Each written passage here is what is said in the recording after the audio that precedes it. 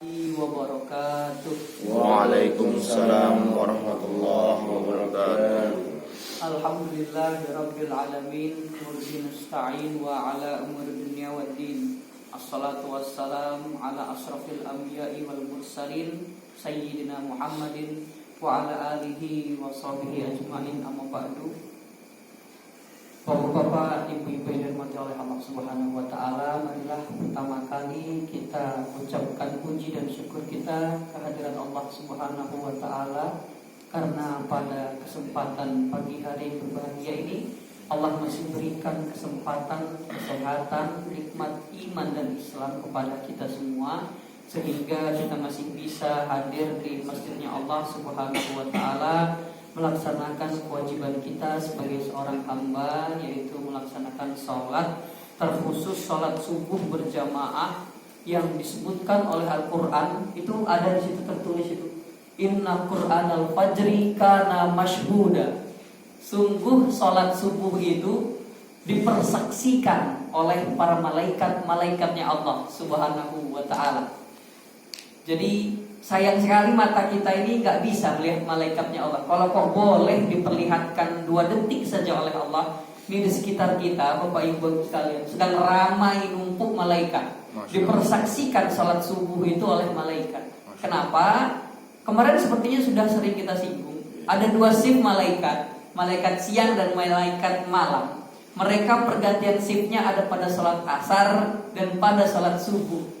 Yang selesai dinas malam mau kembali ke Allah, ngasih laporan apain aja tadi malam dari manusia-manusia, dilihatnya kita sedang salat subuh.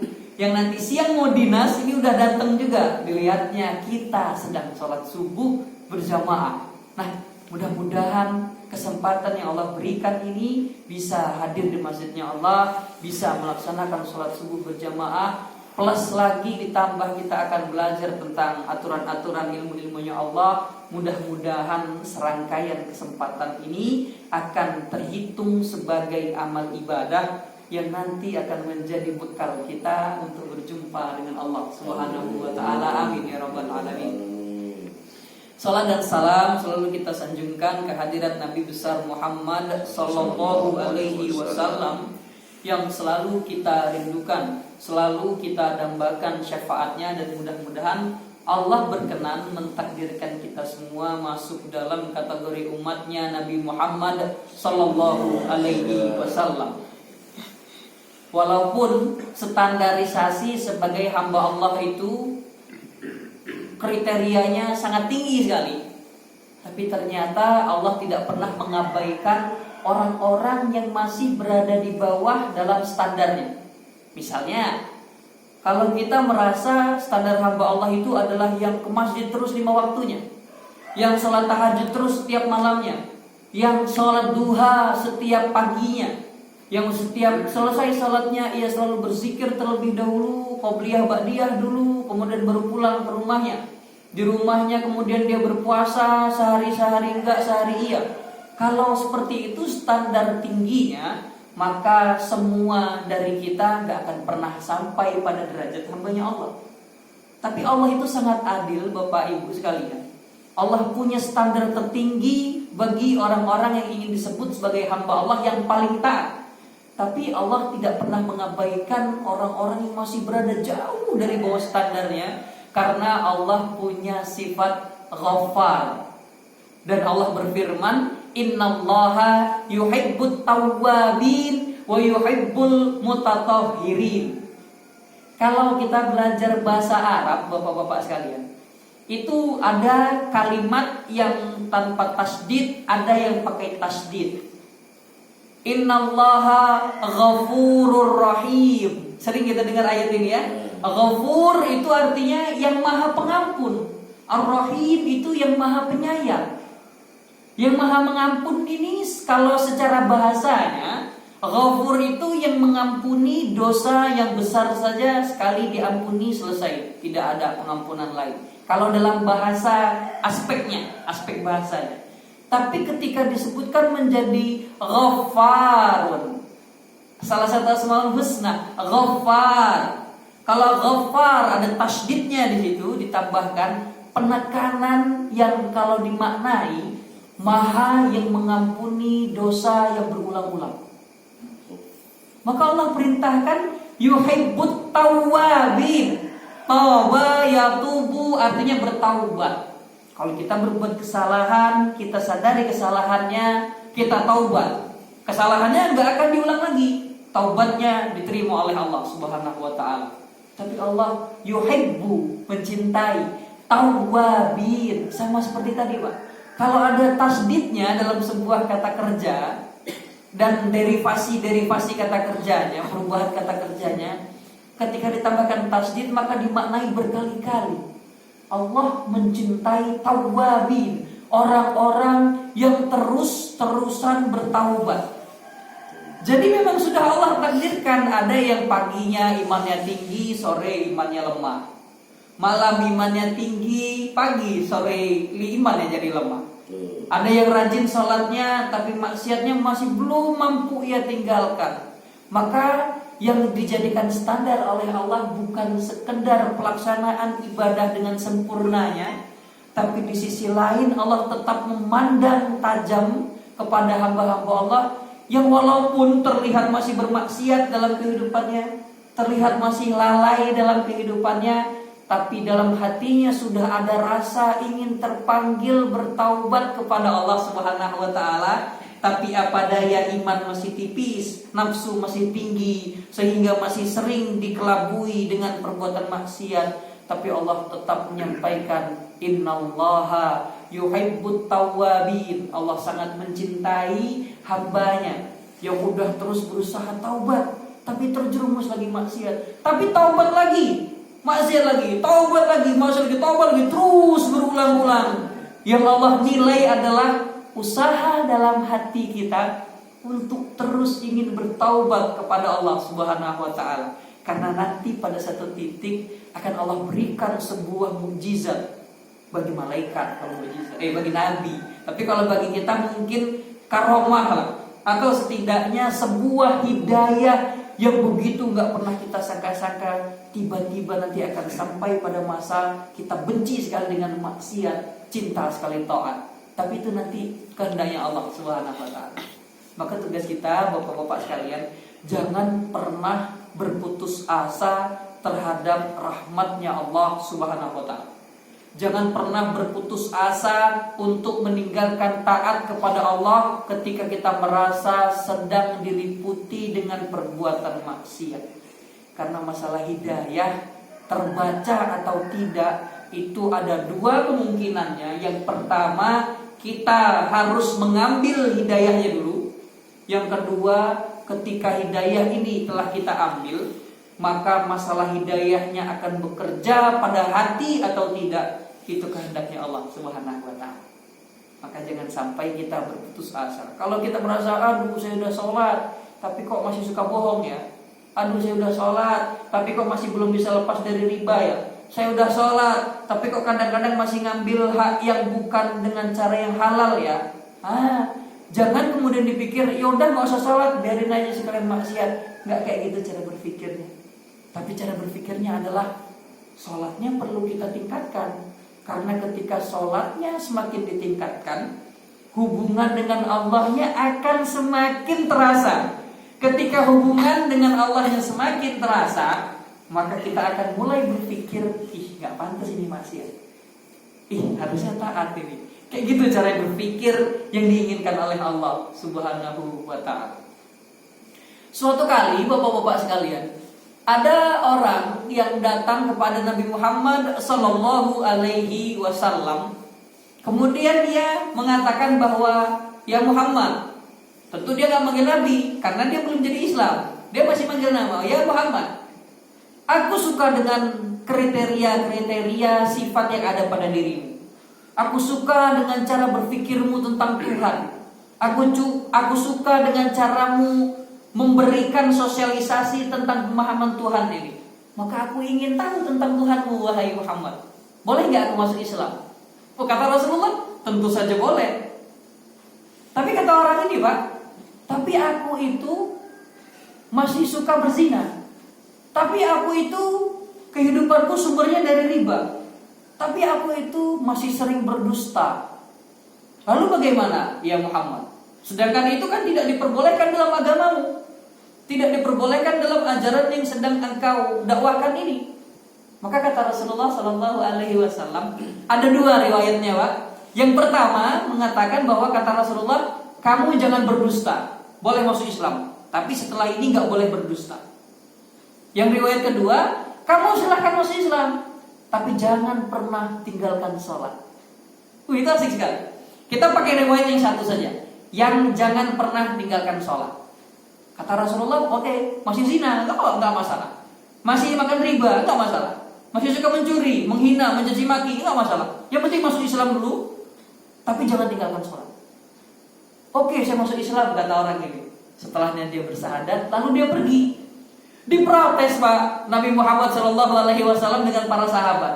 Diprotes dalam artian ganjal ini, menjadi janggal. Loh, gimana Rasulullah ini?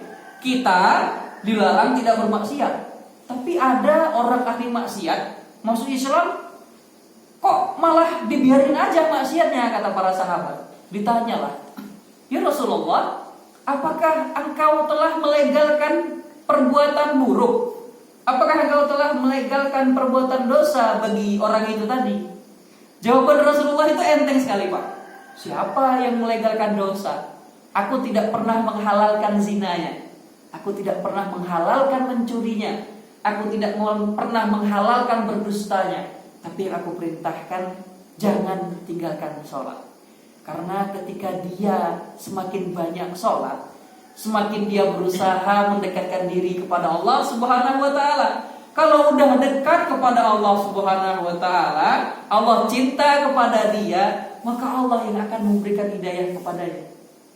Kalau sekarang dia masih suka zina, kalau sekarang dia masih suka mencuri, makan riba, kalau dia udah kenal dengan Allah Subhanahu wa ta'ala, maka dia akan membenci semua maksiat-maksiat itu, dan yang dia hanya suka adalah taat kepada Allah Subhanahu wa ta'ala. Itu asik sekali, Pak. Cara Rasulullah Sallallahu Alaihi Wasallam menjelaskan sebuah konsep beribadah kepada orang yang mungkin dianggap dalam status Islam kita masih sering bermaksiat, masih sering lalai, bahkan mungkin belum mengerjakan ibadah yang banyak, tapi bukan dikasih standar yang paling tinggi dulu, namun dikasih satu amalan yang akan membuat hatinya semakin tenang terlebih dahulu. Itu enak banget. Nggak disuruh naik haji dulu, nggak disuruh banyak-banyak sedekah dulu, nggak disuruh sholat yang paling khusyuk dulu, nggak. Yang penting sholat dulu. Nanti semakin sering sholat, semakin akan sering memahami gimana sih cara sholat yang benar, gimana sih cara sholat yang paling baik, gimana sih cara sholat yang paling nikmat, sehingga hati ini menjadi nyaman dengan sholat, bukan terbebani dengan sholat. Itu asik sekali. Terus didoktrin seperti itu, sehingga lama-kelamaan hatinya yang terpaut dengan sholat. Ketika terpaut dengan sholat, dalam surat Al-Baqarah ayat 45 itu Allah berfirman, wasta'inu bis-sabri was-shalah. Meminta pertolonganlah kalian kepadaku, kata Allah Subhanahu wa ta'ala, dengan sabar dan dengan sholat. Itu jadi sholat itu adalah cara kita kalau dapat musibah dari Allah, sabar dulu. Sabar itu dalam artinya kita pahami bahwa musibah ini adalah dari Allah Subhanahu wa ta'ala. Maka yang punya solusi untuk menghadapi musibahnya tentu yang ngirim musibah, yaitu Allah Subhanahu wa ta'ala. Maka wasta'inu bis-sabri, kemudian tunaikan sholat. Apakah dengan sholat masalahnya selesai? Enggak langsung selesai juga. Tapi yang pertama Allah berikan adalah ketenangan dulu dalam hati. Ketika hatinya menjadi tenang, akalnya akan jadi jernih. Ketika akalnya jernih, maka berpikir solusi untuk dari masalahnya akan lebih terarah. Jadi alurnya Allah kasih ketenangan dulu dengan salat. Setelah salat Allah berikan solusi lewat akal pikirannya, maka bantuan-bantuan dari Allah datang lewat fasilitas manusia yang ada di sekitar kita. Tapi kadang-kadang kita melewati alur ini. Kalau kita butuh sesuatu, yang kita cari bukan Allah, tapi makhluknya dulu. Contoh saya sendiri, Pak. Andai kata saya butuh duit 5 juta nanti subuh ini, nanti siang lah kira-kira. Nanti zuhur misalnya saya butuh duit 5 juta. Itu yang terpikir di kepala saya, siapa yang bisa minjemin duit saya 5 juta ya? Itu yang terpikir. Kalau kok saya harus bayar sesuatu, tagihan listrik misalnya. Listrik 5 juta mahal juga ya. Tapi anggaplah seperti itu. Andai kata rumah saya harus bayar listrik nanti siang, tagihannya 5 juta. Kalau nggak dibayar, diputus langsung, susah lagi ngurusnya. Maka yang saya pikirkan, siapa yang bisa minjemin duit saya 5 juta? Makhluk yang kita cari. Padahal Allah bilang, wasta'inu bis-sabri was-shalah. Cari Allah dulu harusnya. Nanti ketika udah ketemu dengan Allah, terjalin koneksinya dengan Allah, Allah yang akan berikan pemahaman kemana mau minjam duitnya, kira-kira gitu. Walaupun duitnya tetap sama-sama minjam, tapi diawali dengan mental yang kita cari Allah dulu. Nanti setelah cari Allah, Allah kasih hidayah itu. Ini Pak Rigon yang bakal bisa minjemin duit langsung. Itu kesannya.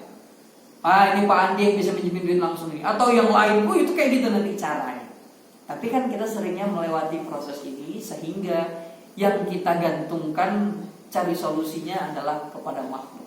Nah, maka ini adalah bapak-bapak sekalian, satu mukadimah tambahan tentang betapa penting satu amalan ibadah kita, yaitu yang sama-sama barusan kita laksanakan secara berjamaah, yang mudah-mudahan akan terus istiqomah kita laksanakan, sehingga amalan inilah yang akan menjadi kunci utama membuat kita semakin berusaha mendekatkan diri kepada Allah Subhanahu wa ta'ala. Amin ya rabbal alamin. Nah, itu sebenarnya bridging tapi kepanjangan, Pak. Bridgingnya kepanjangan, itu menjembatani materi kita kepanjangan, tapi nggak masalah karena hari ini kita akan coba membahas tentang beberapa perbedaan-perbedaan tentang gerakan-gerakan sholat. Sehingga bapak-bapak kita semua kan pasti sudah belajar dari dulu tentang gerakan-gerakan sholat ini. Cuman seringkali kita melihat kok beda-beda ya. Kok beda-beda. Nah, maka kita akan coba mengenali. Jadi saya bukan mengajari, tapi kita hanya mendiskusikan kembali. Kemudian kalau yang lupa-lupa bisa jadi ingat, atau yang mungkin kelihatan berbeda-berbeda kemarin-kemarin, sekarang kita bakal tahu, ternyata ada pendapatnya, ternyata ada konsep hukumnya juga, sehingga kita semakin bisa memahami bahwa begitu luasnya pemahaman-pemahaman mengenai aturan-aturannya Allah Subhanahu wa ta'ala.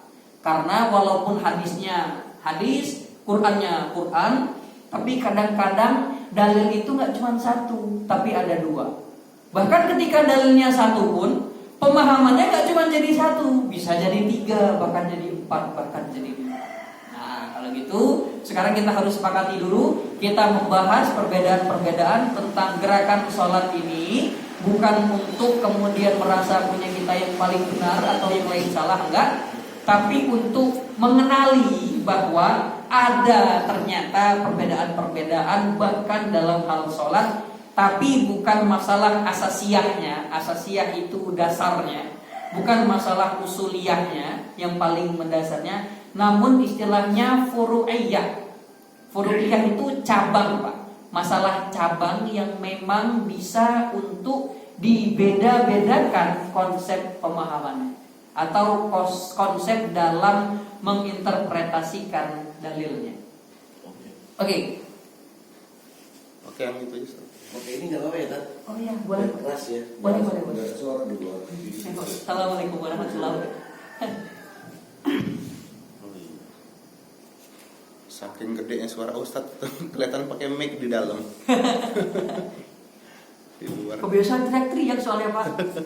Sering ketemu anak SD, kalau nggak teriak nggak dengerin. Oke.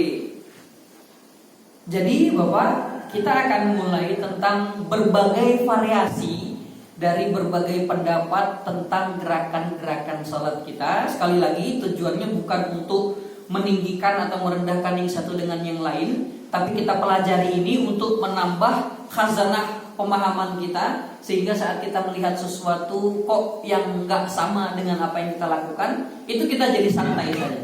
Kayak yang punya motor fiction ngelihat punya motor bison itu ya biasa aja gitu, nggak lantas kok dia nggak pakai fiction juga ya, kan kayak gitu.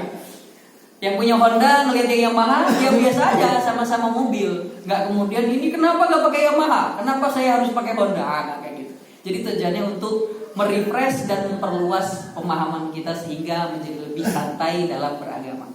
Yang pertama, bapak-bapak sekalian, saat kita sholat, maka kita awali dengan takbiratul ihram. Nah ini rukun ya. Jadi harus diawali dengan takbiratul ihram. Cara mengangkat tangan saat takbiratul ihram itu setidaknya ulama merujuk kepada 2 saja hadisnya. Yang pertama, ketika Rasulullah mengangkat tangannya maka sejajar dengan pundaknya. Nah, yang kedua, sejajar dengan kedua telinganya segini. Ini ada 2 dalilnya. Sejajar dengan pundak, sejajar dengan telinga. Pemahaman dalilnya Pak, dalilnya ada 2 ya, 1, 2. Tapi pemahamannya nggak jadi cuma 2. Karena apa? Karena ulama itu berpikir kok ada antara apa ini namanya pundak dan telinga, sedangkan tangan kita lebar. Maka kemudian ada yang berpendapat, oh jadi bisa kena dua-duanya ini. Kalau jempolnya di arah pundak, jari-jarinya sudah mencapai telinga. Jadi nanti ada yang seperti ini, ada yang seperti ini, ada yang di tengah-tengah seperti ini. Itu cara memahaminya kira-kira gitu Pak. Asik ya. Jadi dalilnya cuma 2, tapi pemahamannya nggak jadi cuma 2, bahkan ada 3, bahkan ada nanti yang lebih. Jadi antara 1 di telinga, kedua di pundak, kemudian karena tangannya lebar, bisa kena dua-duanya, antara pundak dan telinga. Jadi ada yang seperti ini, ada yang seperti ini sekalian, ada yang di sini saja. Kira-kira seperti itu. Kalau yang takbirnya seperti ini, itu nggak ada dalil. Nggak ada dalil. Atau takbirnya seperti ini, ini mau senam malah namanya, nggak ada. Jadi antara seperti itu saja. 1, 2, 3. Adapun nanti kalau yang seperti ini masih masuk, walaupun arahnya di depan, tapi dia masih sejajar dengan pundak pasti itu. Nggak mungkin segininya di sini tuh nggak mungkin jarak. Saya hampir nggak pernah lihat. Ada ya? Tapi nggak tahu. Saya nggak mau menyalahkan. Mungkin dalilnya saya belum baca Pak. Tapi dari sekian kitab yang pernah saya baca itu salah satunya adalah kitab Fiqhus Sunnah wa Adillatuhu. Nama pengarangnya Syekh Wahbah Zuhaili. Itu ulama